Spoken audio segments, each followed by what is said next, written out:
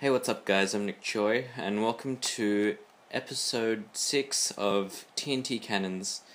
This is the first part where I will show you how to make the compressors. Just going over the pistons themselves, and then the next part I will be going over how to implement them into the cannons. So, first off, I want to show you some of these basic circuit components, that is. Here we have the diodes. What a diode is that you can only have one input and whatever output.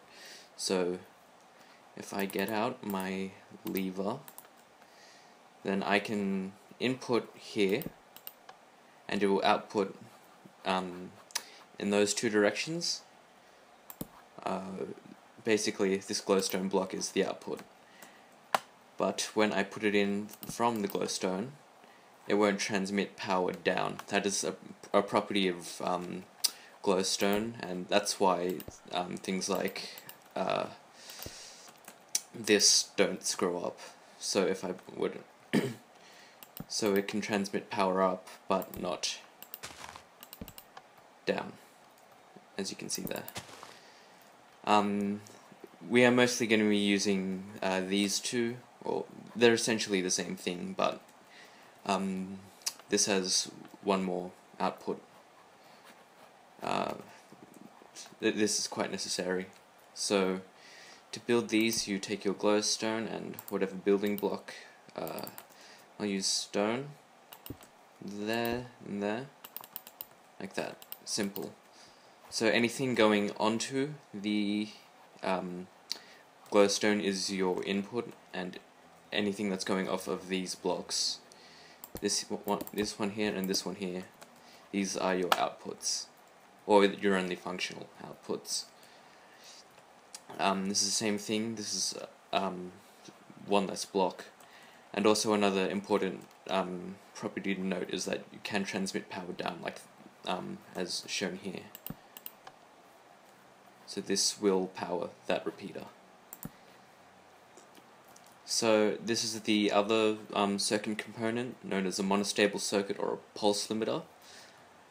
What this does is it turns any length on pulse, or active pulse, or 1, as a boolean value, into a single tick pulse, or however you configure it as. So as you can see there, that only outputted 1 tick instead of this continuous stream. And showing you how to make it. So you have an inverter with a block on top of it, block beside it, block like that, so you have this diagonal going down, and then this inverter here, 4 ticks. And this block is just to power this redstone here. And that is your monostable circuit, and we're going to invert it. And this is your input, this is your output. And if you put that on 3 ticks, it'll give you a shorter tick, but that's too fast for the pistons. So we're just going to stick with, yep. We're going to stick with 4 ticks on the repeater. Alright, so moving on to the pistons themselves, this episode will be going over the 1, 2, and 3 piston extenders. So, this is by far the most complex, the single piston extender. Like, what up? If you took that seriously, just leave. So, that's basically all it is.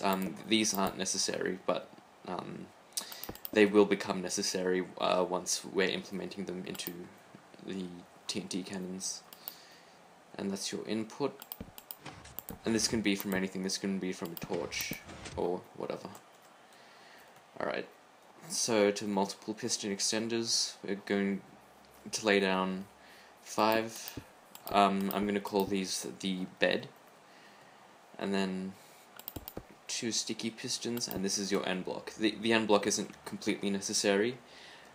It does make the circuit's a little bit bigger, and once you get to 12, you actually can't have the end block, or you can, but it's unnecessary, and pistons don't extend fast enough to be able to push all the primed TNT. So to build this, 2, 4, and 1. This is your opening and closing mechanism. Once you get to the 3 piston extender, you will need a separate closing mechanism, which is where the diodes and the monostable circuits will come in.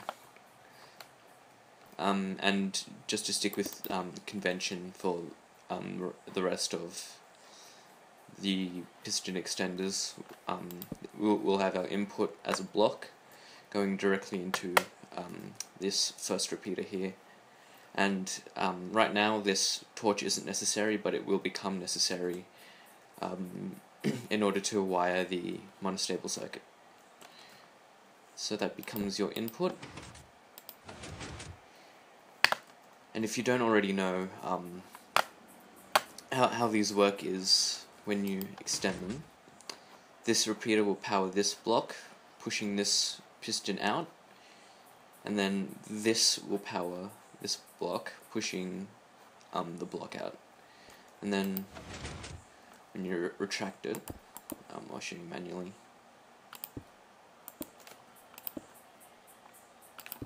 Such time set day. So when you retract it, this will turn off first, drawing this piston back, and then this will turn off last, drawing this block back. This is the original position. Alright, moving on to the 3 piston extender. We'll lay down 7 bed blocks. 1, 2, 3, 4, 5, 6, 7. 2, 3 pistons. Now, and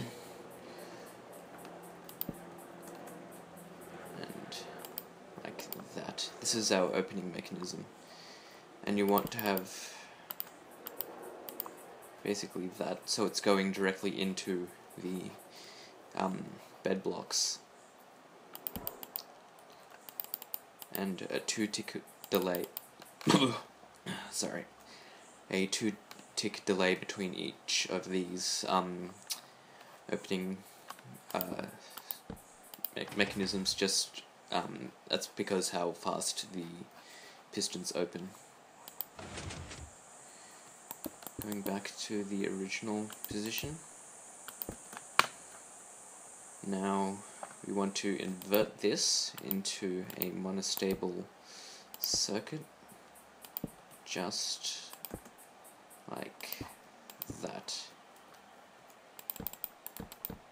4 ticks going into this block. Now we leave this on. This is why the monostable circuit is necessary, because when you turn this off, it won't affect the output, but when you turn it on, it'll release a tick. Well, I think it's a 2-tick pulse. Oh, isn't? I believe it's a 2-tick pulse. So we redstone there, 3 ticks out. Now if you can copy this visually, feel free to go ahead and build this in your own world, but I'll be talking through more in depth how this works. So this is in its extended position right now.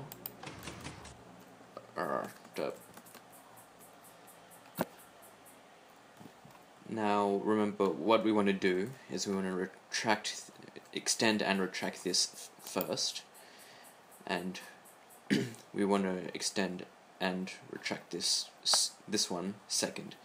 So we put 2 ticks there, and looking back over here, next to this first extension and retraction, you put a 4-tick repeater. This will extend and retract this block, so the end block, and then you want to 2-tick delay between this pulse and this pulse here. So then that's the majority of our closing mechanism, and that works. Set this to peaceful. Now this is where we implement our diode. So we input into there, 1, 2, 3, 1, 2, 3, 4. So when this comes around, it'll send a second pulse to this component here, so that it'll extend and retract to retrieve the end block. And you don't need this part here if you don't have an end block, because that isn't entirely necessary. But since we have an end block, we have this component right here. And that could be timed a little bit better.